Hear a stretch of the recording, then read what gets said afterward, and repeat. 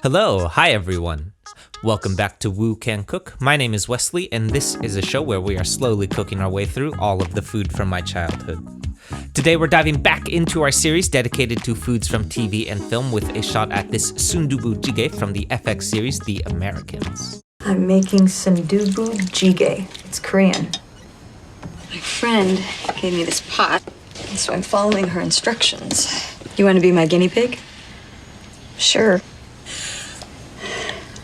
Be brave, come on. Too much pepper? The chicken is a little... Rubbery. Yeah. It's tofu. Yeah, it's made from soy milk. An excellent source of rubbery protein, or so I'm told. Okay, so for those unfamiliar, the stew that the Jennings family are eating here is a classic Korean kimchi and soft tofu stew, prominently featuring the use of Korean chili powder gochugaru. Now, a little bit of context here. Elizabeth is taking her best shot at cooking the stew based off of some notes from her Korean-American neighbor, Young-hee. The tofu featured in Sundubu jjigae is a very soft and delicate Korean soft tofu, or in our case, Chinese soft tofu today, which means that it should not be rubbery or chicken-like at all. To add to this, gochugaru is also a fairly mellow form of spice, not unlike the chili powder found here in the States, so the dish should not elicit a too spicy reaction either, so all bad signs for Elizabeth here today. Instead, Sundubu jjigae actually leans very heavily into fishy and brine-y umami with its use of dried kombu sea kelp and anchovy stock, not unlike the rabokki recipe that we did a few months back as well. While our gochugaru certainly does give our stew a deeply red color that looks quite spicy, I honestly think that this is a little bit of a mislead and looks a lot spicier than it actually is. To round this all out, we'll also be making use of some shrimp, fish sauce, and kimchi brine to give us even more of that classic briny quality as well. Then lastly, the final note that I'll mention is that a true classic Sundubu jjigae is made using a Korean dolsot stone bowl, which is the pot that Elizabeth is referring to here. Apart from being a super important and iconic part of how this dish is plated, it also allows you to cook the stew directly on the stovetop in the bowl that you'll actually be eating out of, which, as we'll see in a moment, ends up being a super important part of how our poached egg is going to turn out. Now, I don't own a dolsot stone bowl, so I'm going to run through my best approach to work around this today as well. Okay, so let's get into it.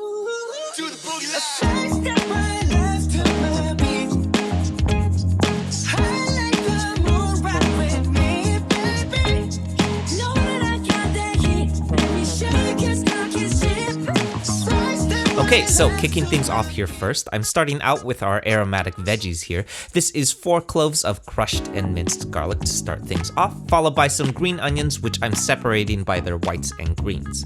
Then I'm slicing up our whites thinly for our aromatic fry and our leafy greens on a bias cut for our finishing garnish. Next up is my soft tofu. Now, a classic Sundubu jjigae is made using Korean soft tofu, which, apart from being culturally different, is also commonly bound in a more cylindrical shape rather than the block shape that ours is in here. These are absolutely interchangeable and mainly just affect presentation, but most importantly though, we want to be using soft silken tofu for its delicate texture, not medium or firm tofu as often found in American grocery stores.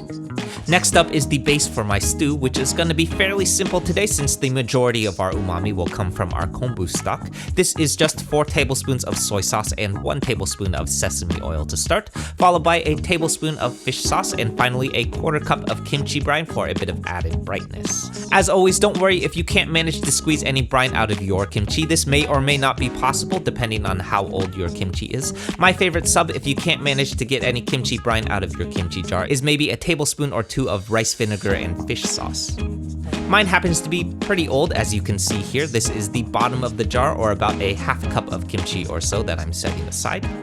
Then last up, before we head over to the stove, I'm peeling my shrimp here because unpeeled shrimp in stews is just a big pet peeve of mine. These are also already deveined, as you can see here, which I highly recommend, but if not though, remember to also devein your shrimp as well.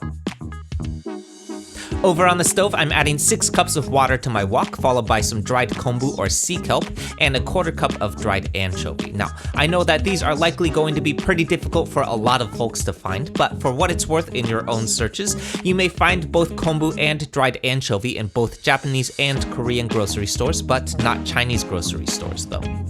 If that fails, you can also go ahead and use powdered Japanese dashi stock as well, which, while obviously not quite as good, is a decent alternative solution as well. In any case, I'm bringing this all to a boil and letting this simmer for 30 minutes until our wonderful briny fishy umami has been extracted into our stock base. Then I'm passing this all through a strainer to remove any solids, and then setting this liquid gold aside as we get started on our stew next. Alright, so back on the stove, I've got my wok heating up as hot as possible, and then I'm adding 4 tablespoons of peanut oil, and as always, long yao for that nice non-stick surface. Then I'm adding my aromatic garlic and the whites of my green onions in first, and blooming this until fragrant for about 10 to 15 seconds. Next is our shrimp, which I'm tossing on heat for no more than 10 seconds or so as well. Remember that shrimp are also quite delicate. Then finally, for the main event here, this is 2 tablespoons of my gochugaru going in, which I'm blooming in the wok heat for about 20 seconds until fragrant as well, making sure that this stuff makes good solid contact with the wok surface to really bloom out that aromatic quality. Finally, rounding this all out, I'm adding my kimchi to the wok, followed by my kombu stock, sauce base, and my soft tofu. Then I'm giving this all a few turns to combine. Once again, another reminder to exercise some caution now that that soft tofu is in the wok, since it is quite delicate. I'm letting this simmer for about 30 minutes, or really as long as you feel like, because as always with long cooks, the longer the better. Lastly, for our finishing touches, I'm adding this to a bowl, and at this point the importance of that dolsot stone bowl becomes quite clear while we drop our egg into the stew to poach. Now, in our case, we're doing this poach purely on residual heat, which is tricky and will probably take a bit of time. Mine took a solid 20 minutes or so before it really set. If we had a Korean dolsot stone bowl though, we would be doing this over simmering heat at this point, which would have allowed us to do this much faster, probably in about 5 minutes or less. In any case, once our egg is set, I'm finishing with the greens of my green onions, then briefly deliberating on how the hell to place a stew nicely, and finally, we're ready to eat. Okay, so I've been eating Sundubu jjigae for many years and can tell you that this is going to be one of the tastiest low-effort stews that you'll make all winter. All things considered, although there was a little bit of waiting going on due to the long cooks on the kombu stock and the stew itself, it otherwise was actually a super simple and approachable dish. Our stew base is deeply savory and filled with umami coming from that kombu, anchovy, and fish sauce. Then our kimchi and our kimchi brine add a nice brightness to contrast, and our gochugaru adds some gentle heat to round this all out. Then finally, our soft tofu, as always, is one of my favorite additions to stews and braises because its delicate texture always pairs so well with deeply rich flavors like this one. Lastly, once again, I know that the deeply red color to our stew might look very threatening, but it is honestly quite mellow in heat and is just the perfect stew for those weird muggy California winters here in the Bay Area. If you're looking for some new cold weather recipes to help you through the winter season this year, this is a great one to take a shot at.